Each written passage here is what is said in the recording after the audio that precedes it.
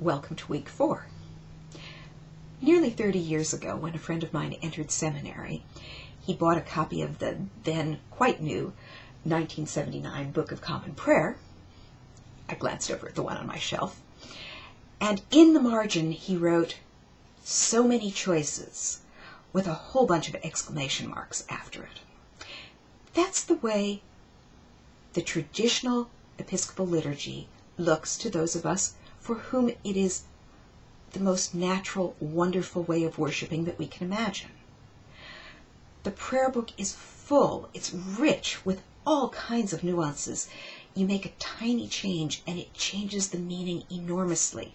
It touches you in new different ways. Fast forward about 5 or 6 years ago, and I was attending a conference led by many leaders in the Episcopal Church. And times had changed. Instead of talking about the prayer book and how essential that was to the Episcopal Church, now they were talking about how the only essentials that we needed were a baptismal font of some sort, a Bible, and some way of celebrating Eucharist. And everything else was flexible.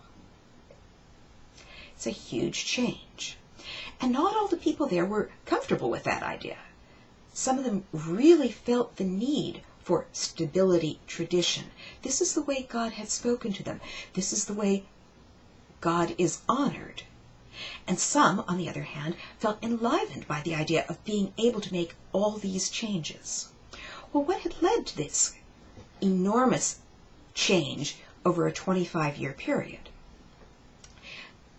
Some of it came out of our realization that in the process of passing on the Anglican and then the Episcopal faith, we had taken it for granted that our culture was the right way to express our faith.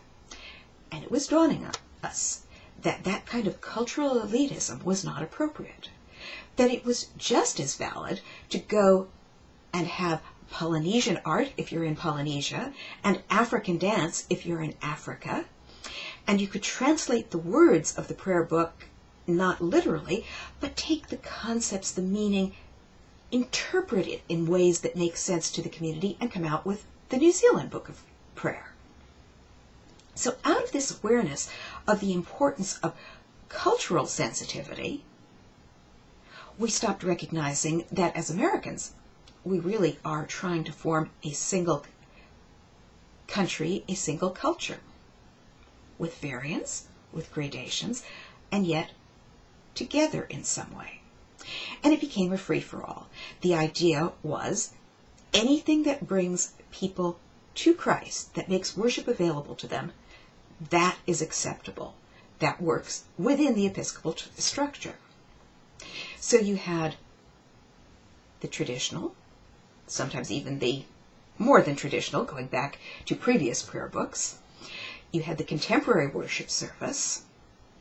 You had the contemporary worship service with big screen TV, or just big screen, and all the words broadcast on that.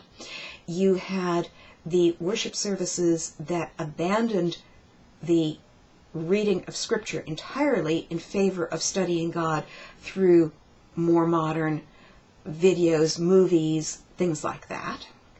Then we get the emerging church coming after that. That's moving away from the megachurch model, from the large band. I don't know how to describe it. I'm sorry. I don't like some of the contemporary models, and I tend to think of them as cheerleading, so forgive me if that's a style that appeals to you. But moving away from that and trying to rediscover the mystery. How do we make the mystery personal? How do we experience God in that way? And oddly enough, some of the early churches that moved in the direction of having emerging services are now, 5 to 8 years later, discovering that to meet the needs of the next generation, they have to start yet another worship service. That's leaving aside the fact that we may have multiple worship services for different ethnic groups. We now have different age groups, different ethnic groups. The ethnic worship that worked for 2 generations ago doesn't work for the younger generation, only they're not sharing the same culture and desires of a different ethnic younger generation. We've created the tumbling Tower of Babel. I'm going to pause and go on to the next video.